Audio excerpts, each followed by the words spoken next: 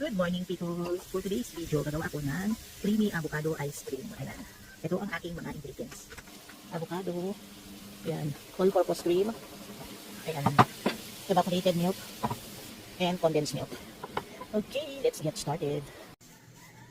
Ayan, pinaghalo-halo ko na lahat ng milk. Ayan.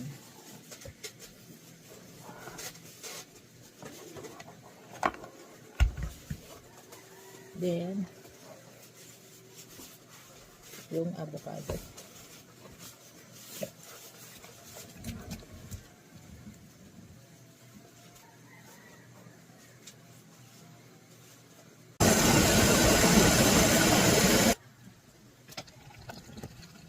Yan, ilalagay ko lang sa freezer for 8 hours or pwede rin overnight para mas okay.